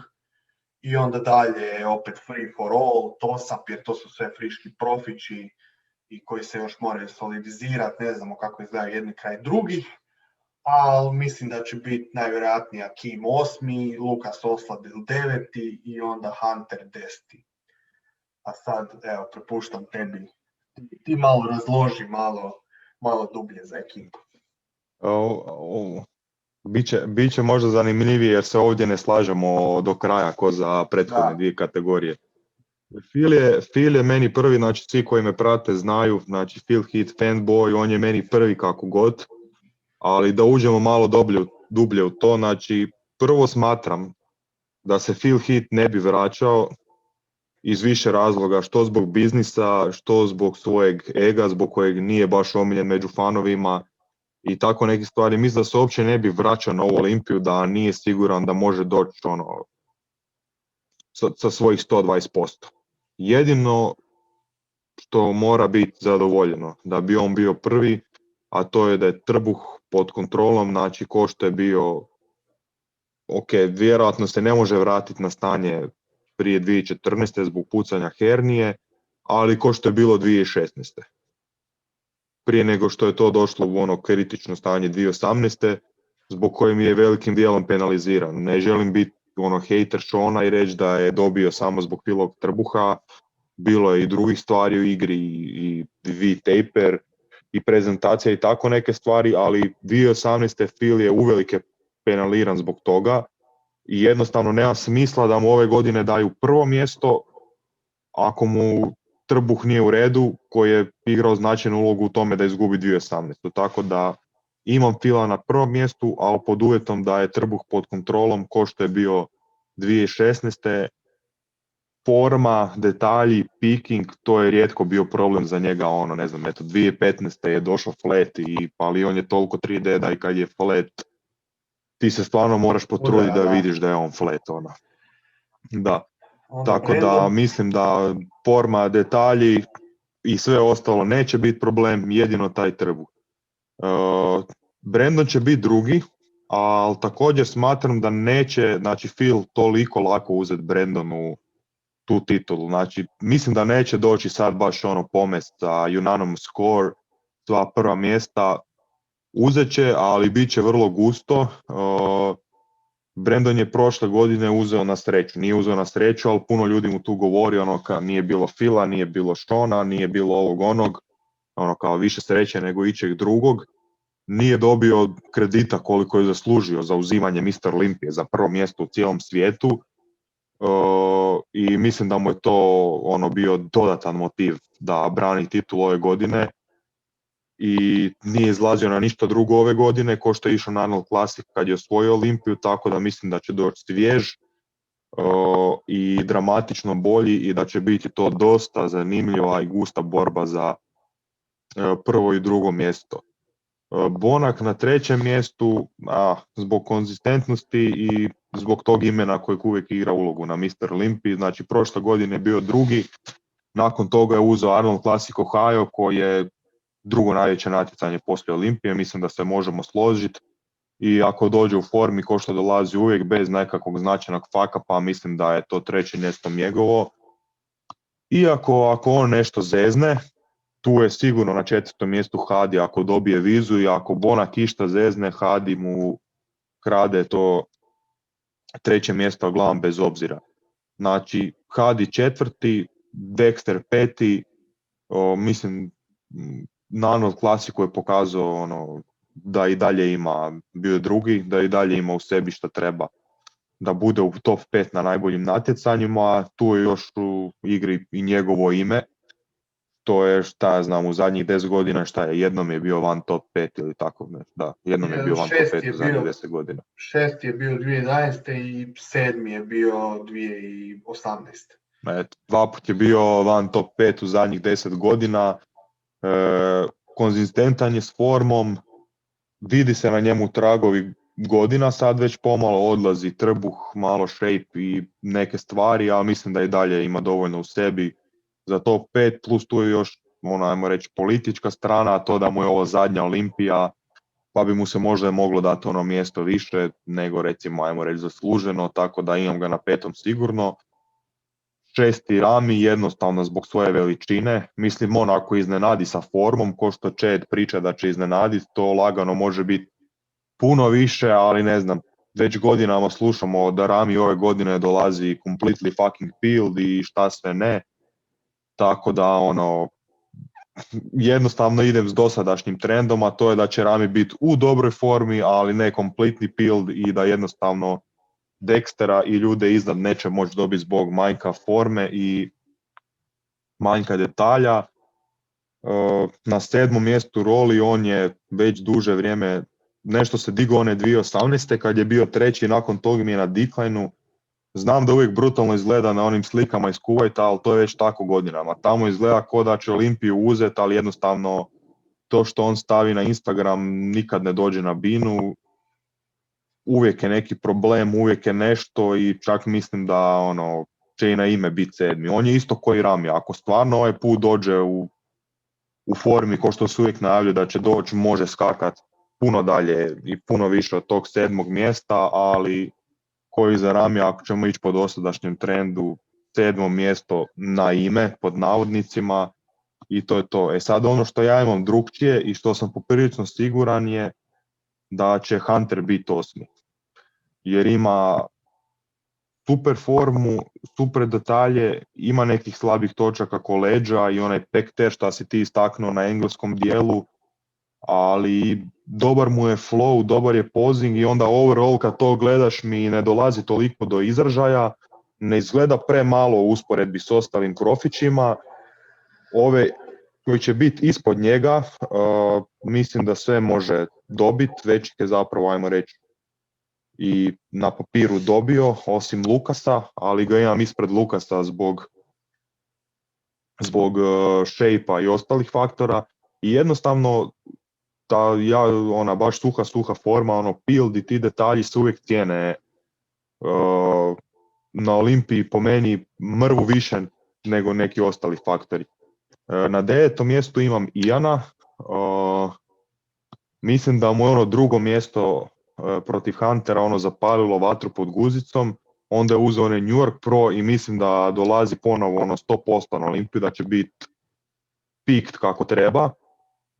I imam ga na 9. mjestu ispred Lukasa, a najiskrenije malo iz subjektivnih razloga, gledam taj podcast s Podom, on je često u njemu i lego mi je, zanimljiv mi je za gledati to, tako da mala doza subjektivnosti za to 9. mjesto i na 10. mjestu Lukas, na kojeg uvijek svi zaboravimo, ali čovjek je jednostavno, imao sam ga prilike vidjeti uživo jedne godine, on je, znači to nije peeled, to nije 100% condition, ono je retardirano condition, to je nerealno do koje mjere je on zderan i koliko su duboke separacije i detalji, znači on u back double bicepsu ne mora fleksat glutove, nego može raditi varijaciju back double bicepsa kad guraš kukove iza, da dobiješ više na quad sweepu i aduktorima s leđa i dalje mu je guzica tup poderana. Znači, to su pričali neki dan u Fodovom podcastu, govori su mu kao nemoj gurat kukove iza u back double bicepsu, totalno izgubiš separacije na guzici i svi to. 98% ljudi ako gurne kukove iza u back double bicepsu, gubi rezove na dupetu, evo on je jedini valjda koji to može gurnuti tako i guzica mu je dalje poderana. Tako da on mi je 10. mjesto jer jednostavno tu formu ne možeš ju barem s tim 10. mjestom ne nagraditi. Da, to je isto mogući outcome, ja nije da se u potpunosti ne slažem s tim, jedino mislim da i veličina igra dosta veliku ulogu na Mr. Olympia bini, tako da ja mislim da bi tu Akim, ako bude bio u formi u kakvoj mislim da će biti, mislim da bi tu Akim mogao izaći kao veliko iznenađenje. Mislim, ne bi bilo veliko iznenađenje jer je bio već 9. prošle godine. Tako da 8. mjesto bi bio samo taj jedan skok malo više. Di bi dobio Lukasa koji je bio 8. prošle godine. Lukas, ne znam, dobio je malo na veličini, ali mislim da nije, malo mu je struk izašao van. Jednostavno nije mi na ovom Europa Pro natjecanju mi nije izgledao toliko dobro koji inače, radi čega ga je i dobio James Hollingshead, tako da mislim da ima šansu ga dobiti ove godine, ako sve ostane kao i prošle po pitanju placingsa tih ljudi. I onda na 10. Vidim Huntera kao pobjednika od novih profića. Znači od tih Iana raznoraznih, Justin Rodrigueza i ostalih. Mislim da Antuana i tako dalje. Tako da mislim da on, jer je već i dokazao, dobio Iana, tako da mislim da ako dođe 100% da ih može dobiti svih skupa opet. A ima ime, ipak je Labrada. Tako da mislim da može si osigurati top 10 mjesta. To ti je ko Nike patike na Balkanu. Da, ili Adidas. Tako da mislim da on može biti u tih top 10, čisto iz tog razloga. Zašto? Možda mislim da ne može dobiti ovu dvojicu, jednostavno zato jer su veterani, malo su stariji od njega, malo su veći u nekim predjelima i malo su tvrđi u nekim predjelima i puno bolji su s leđa. Tako da, i bočno. Tako da zato mislim da jednostavno će ih jako teško da će ih dobiti, ali ako on bude 100%, oni manje, ako budu na 80-90, bez problema može biti i on 8. Tako da vidim argument za to. Za 2 minute ću produžiti podcast. Samo kratko odgovori. Mene zanima, a brijem da će zanimati ostale. Znači, pošto ste ti i James dobri, znači pričate na dnevnoj bazi, poznajete se, zanima me, on ne može doći na Olimpiju zbog cijelog ovog COVID trajanja, ali da James može doći na Olimpiju, recimo da dolazi, di ga imaš? Aha, da dolazi. Pa ja mislim, pričao sam s njim... Da dolazi, di ga imaš? Ja mislim da bi oni bez COVID-a da ne bi išao. Tako ima neki feeling, jer dosta mu je ton onako već izgorio. Znači on sad kad je završio ovo natjecanje, on je svaku večer neki junkie, evo. Tako da jednostavno puko je. Nije više mogu. Pazi, to je 7 mjeseci bez džanka. Znači lik je poludio. Tako da, jednostavno kuviš, nije više mogo i puko je, šta razumije. I umro je Luk i sve one ostale pizdarije, da sad tu ne duljim. Tako da, ono što ga ja vidim... Onda ću ti preformulirati pitanje. Preformulirat ću pitanje u to da li sljedeće godine, znači ako se ne varam sad je kvalificiran za sljedeću godinu, ali tako? Da. Da li sljedeće godine može biti top 10? Ako poboljša upper, ako poboljša ruke i ramena, da. Ako bude tu negdje, ako nastave samo noge rast, a ako upper i dalje zaostaje, veliki problem je front double bicep. Znači front double bicep i front relax poza su dve poze u kojih si 90% vremena na bini. I on tu dosta gubi jer nema abdominal detail, nema one okrugle. Ima on dobra prsa, nema ona lijepa kuglasta kao tipa Phil i Brandon. Ruke malo kaskaju, latovi su dosta visoki, tako da noge su brutalne, ali jednostavno gore nije to. Tako da on cilja top 6, sva sreća ne razumije hrvatski, pa neće znati što pričam, ali uvijek mi iskreno razgovaramo, to nije nikad problem. Ja mislim da može ima šansu biti top 10 iduća, a mogo je imati ove godine. Mislim, jednostavno je bio, mislim jedino da je problem da bi stvarno pregorio do ovog natjecanja ne bi uspio pikat 3. put, ali s druge strane da recimo hipotetski da je uspio, on je dobio Lukasa i Lukas nije bio toliko loš. On je bio malo off, ali nije bio toliko loš, tako da ja mislim da on može solidno konkurirati za top 10. Jer jednostavno ima density. A mislim da bi bio u tu miksu oko 10. mjesta, 9, 10, 11, ovisi kako bi piko, ko što ti rekao. Taj white boy fight. Hunter, Ian i ekipa. Tako da... To me samo zanimalo. Eto, tako da, mislim, realno, šta ću govoriti da bi bio, ne znam, 8. na gore kad to realno ne postoji. Tako da, jednostavno, ne vidim to. Tako da, evo, završavamo, ja ću samo opaliti sliku jednu za... Ja isto. Za IG. Tu evo završavamo 2 sata. Ovo je definitivno najduži podcast koji sam imao do sad. Mislim da čak ni prethodni Muscle Prodigy nijedan mi nije bio 2 sata, tako da najduži bio, mislim, 1.5 sata. Tako da, boga, mi smo produžili, ali vrijedilo je, napričali smo se. Mislim, i ovako jednako bi... Mislim da vrijedi pogledati. Da, i mislim da bi ovako jednako pričali 2 sata. Mislim da vrijedi pogledati. Tako da, barem smo ovaj put imamo rekordit to što inače pričamo. Vjerujte, ne kažemo ništa više ne kažemo jedan drugom, tako da ovo je as raw as it gets. Laku noć. Da, laku noć, da, to je to. Sve je čovjek od malo riječi. Ništa, ljudi, vidimo se za review. Sljedeća epizoda će najvjerojatnije biti review. I najvjerojatnije će to biti s jednim mojim friendom iz Kanade, to ja ga zovem siva eminencija kanadskog bodybuildinga, Hasan Džama.